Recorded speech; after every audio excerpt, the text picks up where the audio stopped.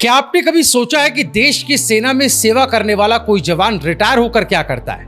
शहर में एक आलीशान फ्लैट खरीदता है, विदेश में बच्चों के पास चला जाता है या फिर एक बंजर खेत में हल चलाता है। जी हाँ, आज की कहानी ऐसी एक शख्सियत की है जो रिटायर्ड जरूर है लेकिन सेवा से कभी रिटायर नहीं हुए। चलिए आपको मिलवाते हैं बिरगढ़ गांव के असली हीरो से, कर्नल यशपाल सिंह नेगी से।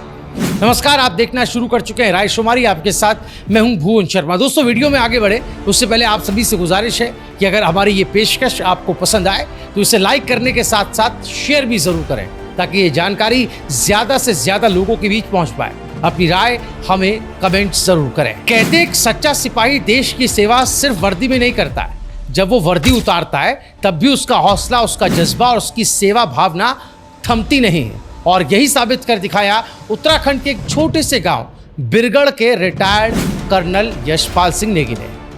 दरअसल पौड़ी जिले के बीरोखाल विकास खंड का ये गांव, जिसका नाम बिरगढ़ है, ये इन दिनों सुर्खियों में है। वजह यहाँ पंचायत चुनाव में ऐसा नजारा देखने को मिला जिसे सुनकर शायद आपको भी यकीन ना हो, लेकिन यही सच्चाई, गांव ने वोटिंग से पहले अपना प्रधान चुन लिया है। जी हाँ, रिटायर्ड कर्नल यशपाल सिंह नेगी बिरगढ़ गांव से निर्विरोध ग्राम प्रधान चुने गए क्योंकि उनके खिलाफ किसी ने भी नामांकन नहीं किया। यानी गांव वालों ने एकजुट होकर सिर्फ एक नाम पर भरोसा जताया, नेगी जी का नाम। लेकिन सवाल यह है कि आखिर गांव वालों को इतना भरोसा क्यों है नेगी जी पर? क्यों कोई उनके सामने चुनाव में खड़ा तक नहीं हुआ? इसका जवाब हमें उनके बीते जीवन में मिलता है, जो अनुशासन, देशभक्ति और संकल्प की मिसाल है।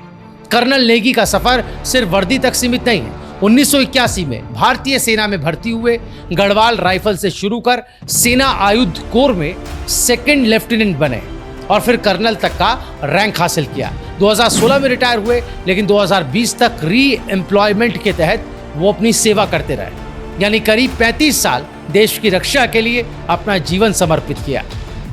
दोस्तों, सेवा से निवृत्ति के बाद नेगी जी ने शहर की सुख सुविधा भरा जीवन छोड़ दिया और लौट आए अपनी जड़ों की ओर, गांव बिरगढ़ में, जहां उन्होंने अपनी पत्नी के साथ मिलकर एक बंजर पड़ी 45 नाली जमीन को उपजाऊ बनाया।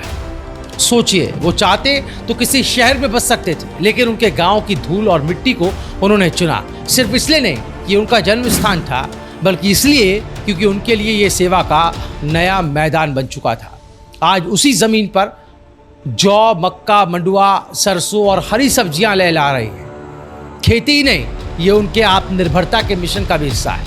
वो चाहते हैं कि गांव खुद में समृद्ध हो, जैविक हो और आत्मनिर्भर बने। गांव के 350 लोग उन्हें अपना मार्गदर्शक मानते हैं, उनकी बातों में भरोसा है और उनके कामों में दम है। और यही वजह है कि चुनाव से पहले पूरा गांव नेगी जी के नाम पर एकमत हो गया है। यह सिर्फ एक जीत नहीं है दोस्तों, ये विश्वास का भी प्रमाण है। नेगी जी केवल खेती तक सीमित नहीं है, वो अब गांव के एक सामाजिक सेनापति बन चुके हैं। उनके नेतृत्व में बनी समितियां, संगठन और पहले, ये सब किसी इस बात की मिसाल है कि एक इंसान अगर चाहे तो एक गांव की तस्वीर और तकदीर दोनों बदल सकता है। कर्नल नेगी कहते हैं, मेरा सपना है कि हमारा गांव आदर्श ग्राम बने, जहां हर बच्चा शिक्षित हो, हर खेत हरा हो और हर हाथ को काम मिले। मैं कोई नेता नहीं, सिर्फ गांव का बेटा हूं और अपने लोगों के लिए कुछ करना चाहता हूं। यही नहीं, सेवा से निवृत्त होने के बाद भी उनका सामाजिक योगदान जारी है। जयानंद भारतीय जिला संघर्ष समिति के अध्यक्ष हैं, सेवानिवृत्त कर्मचारी कल्याण संगठन के भी अध्यक्ष हैं और पर्वतीय कृषक बागवानी उद्यमी संगठन के सक्रिय सदस्य भी हैं। दोस्तों, ये कहानी सिर्फ कर्नल नेगी की नहीं है, ये उस सोच की कहानी है जो कहती है जहां पैदा हुए वहां लौटकर कुछ कर दिखाओ। आज जब देश के हजारों गांव पलायन की मार झेल रहे हैं, बिरगढ़ गांव एक उम्मीद की लौ जलाता है और नेगी जी जैसे लोग उस लौ को रोशन रखते हैं। नेगी जी के 3 बच्चे हैं, 2 बेटियां और 1 बेटा, सभी अच्छे पदों पर कार्यरत हैं। लेकिन कर्नल नेगी ने अपने लिए गांव को ही चुना क्योंकि उनका मानना है कि सेवा सिर्फ सेना में नहीं, समाज में भी जरूरी है। आज वो गांव के युवाओं के लिए एक मिसाल बन चुके हैं।